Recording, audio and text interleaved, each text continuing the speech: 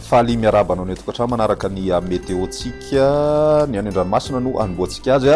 mafimafy ny onja an-dranomasina zany amin'ny morontsiraka atsinanany nosy iray manontolo ho an'ny toamasina ka hatrany taolanary dia manodidina ny 2.5 metatra ao ny avy onja ny any amin'ny tapany avaratra kosa zany hoe toamasina ka hatrany amin'ny cap d'ambre zany dia manodididina ny 3 ka hatramin'ny 3.5 ny avy onja noho ny fisina alondrano avy any atsinanana moa zany no mahatonga an'izay koa iangaviana ny mpampiasa ranomasina zany hitandrina na raha azo atao dia tsy andrika mihitsy aloha zany mandra-pahatonga ny rapiso ariva satria dia mety hiteradoza izany alondrano izany ny ambiny kosa amin'ny akabeny tsy dia misy ny atahorana moa zany indrindra ny any amin'ny ilany andrefana dia mitony mahazatra hatrany ny onjan-dranomasina zany hoe manodididina ny ray ka hatramin'ny 2.5 metatra ho an'ny antanety kosa indray tsy dia misy fivana firy ny toetrandro saika mitoetra amin'ny tapany avaratra atsinanana iny hatrany aloha zany ny orana atao anatin'ny 3 andro izay malefaka ihany zay oran'izay ho an'ny afo voatany ihany koa dia mitoetrany ihany koa ny rivotra maina zay mamafy atsiaka ihany koa ho an'ny afo voatany iray manontolo iny izay rivotra maina izay ny ambiny tsy misy fiovana firy toy izao ny toetrantsika ho an'ny rapiso vao maraina dia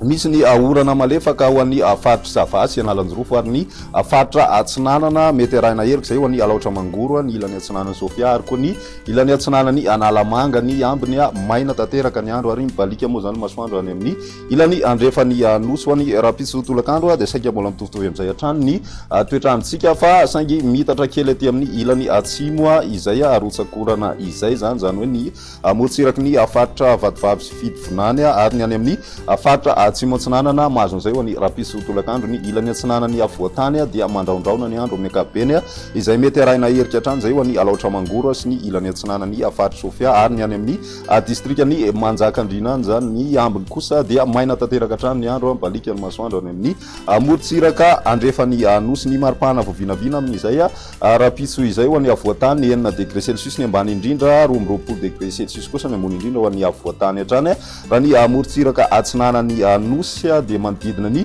5 ka hatramin'ny 30 degré celsius ny maripana ambony indrindra ho an'ny ilany andrefana no misy ny mafana indrindra mahatratra hatrany amin'ny 2 degré celsius ny voavinavina ho an'ny andro ny atalata kosa indray dia mbola saika amin'ny tapany avaratra atsinanany hatrany zany ny orana sy ny erikerika andro ny ambiny kosa mandraona misitokotoko ny